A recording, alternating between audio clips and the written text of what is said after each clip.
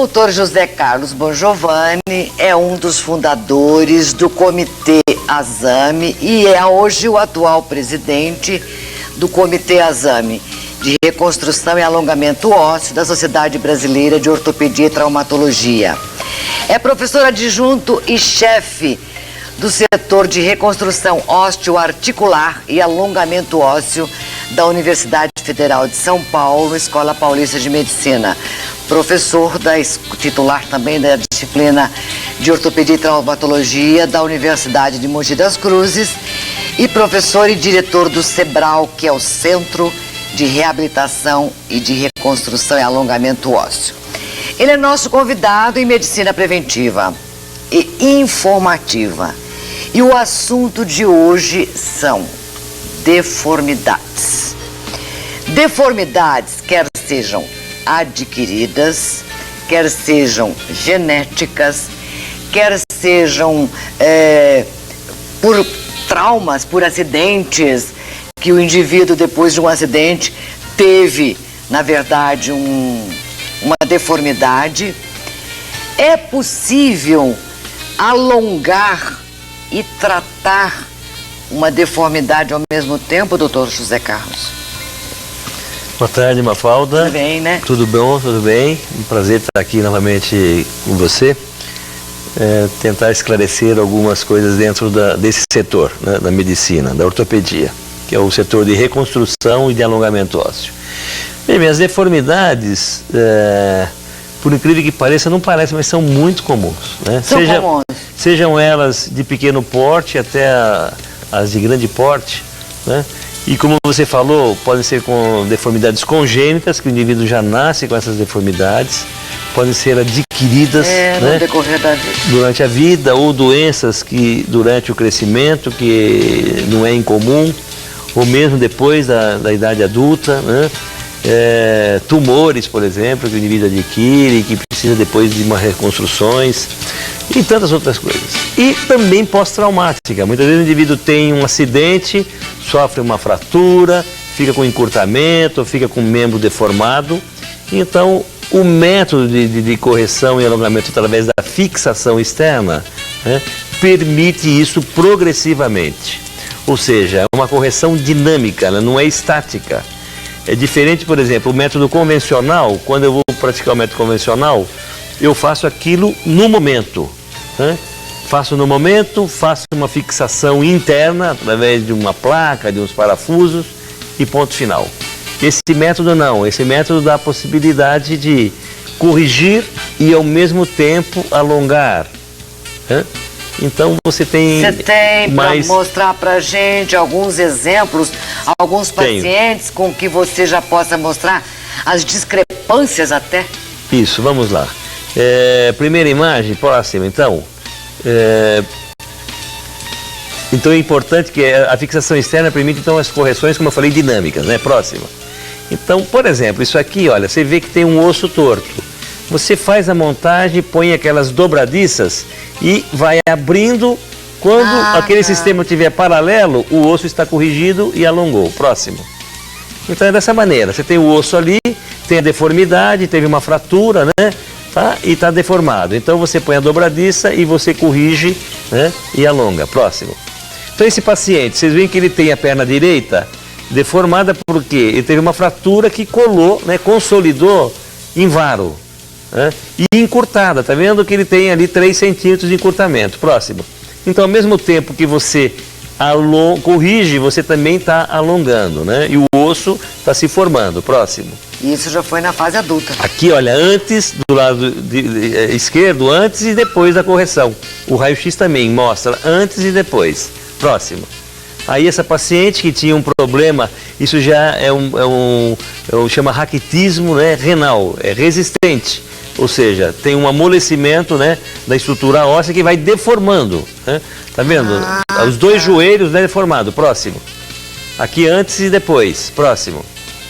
Essa paciente já é pós-traumática. Ela teve um problema de trauma, teve um desgaste da articulação e evoluiu, então, com encurtamento, ali, o encurtamento de, acho que 5 centímetros, né? E o joelho varo, torto, né? Isso traz dor, traz incapacidade para o indivíduo. Então, O método faz com que você corrija, né, a deformidade e alongue ao mesmo tempo. Próximo. Então vocês veem aqui à esquerda ela antes e depois, né? O raio-x à direita mostra a correção e o alongamento. Próximo. Esse menino, por exemplo, né, de uns 14, 15 anos, né, teve um problema de alteração endocrinológica, né? E com isso trouxe essa grande deformidade. Esse menino tinha uma grande dificuldade para deambular. Até para andar, para caminhar. Exatamente, próximo. Então você vê a dificuldade, ele andava dessa maneira, fazendo um twister, né, para poder se equilibrar. Então, durante o tratamento com o aparelho, próximo, aqui à esquerda antes e depois do tratado, né?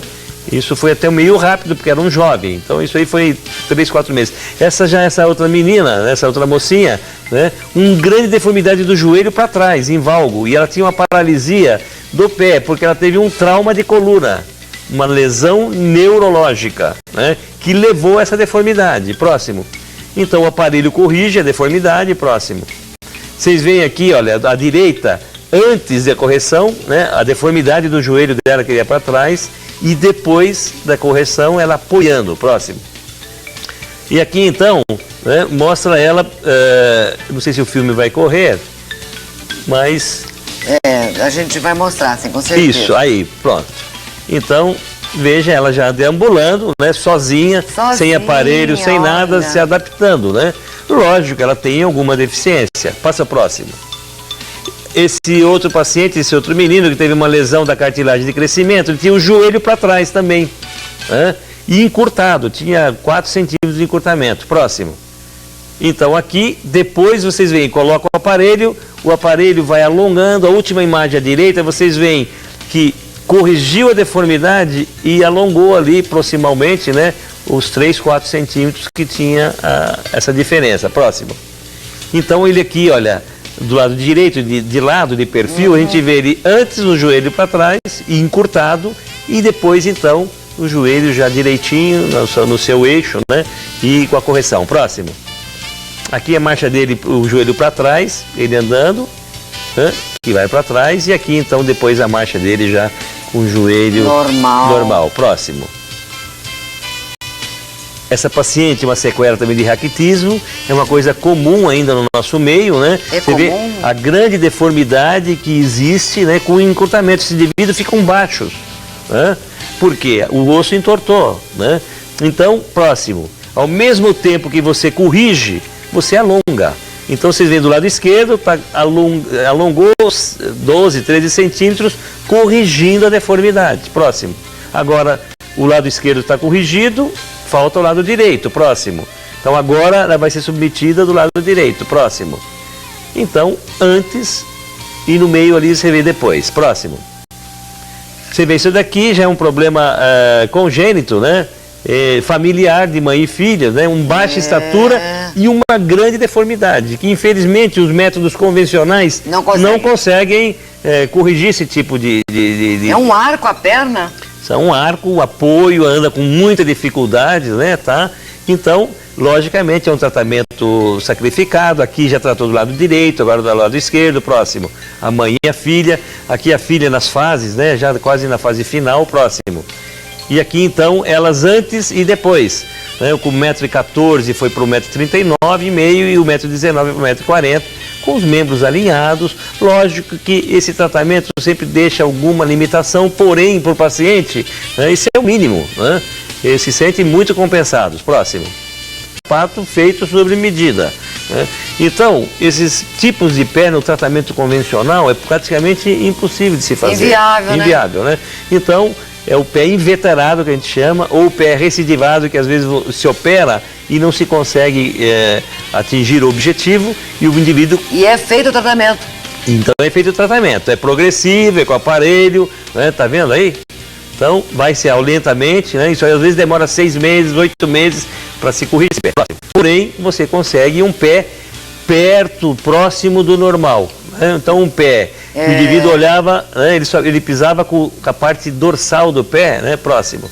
Então vocês veem, você alonga o pé consegue ter um tamanho próximo do normal. Então vocês veem aqui o paciente antes e depois do tratamento. Próximo. Quer dizer, agora na verdade ele pode usar um calçado, ele pode usar um tênis, normal. Normal. Veja bem, esses indivíduos já têm algumas limitações. Por exemplo, o pé inveterado já é um pé que tem menos mobilidade que um pé normal, né? Eu mexo normalmente meu pé. Esses indivíduos já têm uma certa limitação porque é um pé defeituoso.